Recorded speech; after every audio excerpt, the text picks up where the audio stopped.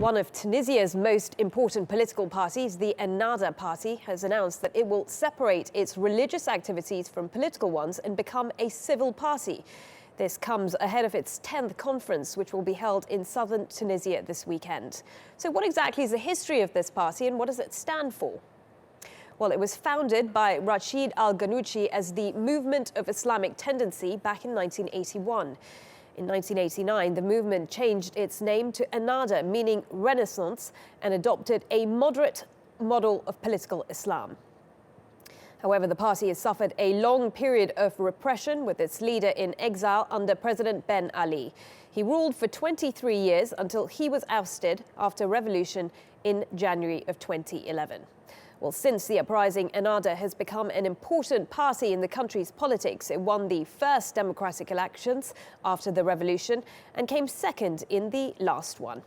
Let's get more on this. We're joined by Sami Hamdi in London. He's the editor of the International Current Affairs magazine, which focuses on the Middle East. Sami, many thanks for joining us today. Now, we've had these comments from the Ennahda party that made a big statement saying that it would separate its religious activities from its political ones. What do you make of these remarks? I think one of the things that Ennahda has realized is that its time in power was marred by very, very high expectations that came about as a result of its identity as an Islamic party. People expected Umar ibn al-Khattab style justice, the second caliph who's renowned for his justice. People expected economic prosperity, such as that under Harun al-Rashid.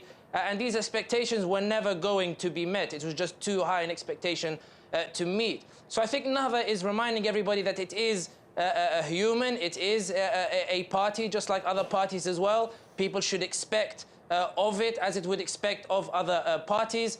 And I think this is more a political move than an ideological rebranding.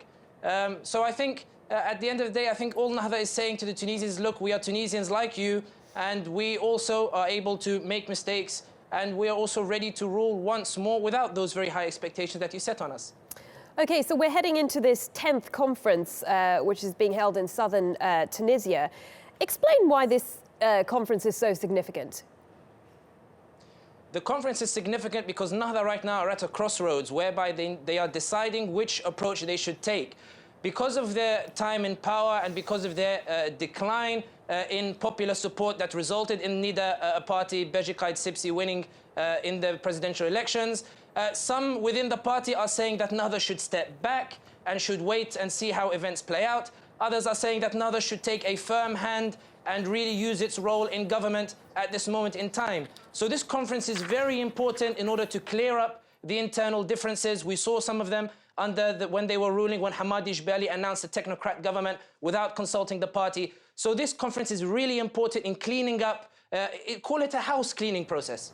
Sami, this year marks 5 years since that Arab uprising. A number of countries involved in that, many of them in political upheaval at the moment. How would you say Tunisia is faring compared to these other countries? If we're looking from a democratic perspective, Tunisia is capable of voting its parliament in, it votes for its president. There are democratic freedoms now and people are able to express their opinion. The problem is, however, and people are saying in Tunisia, democracy does not bring bread to the table.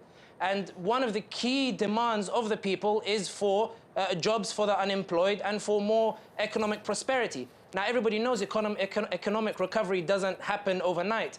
However, the problem is the parliament rejected in December last year a bill to give 200 dinars to the unemployed, a benefit system like the UK, to help keep the unemployed going.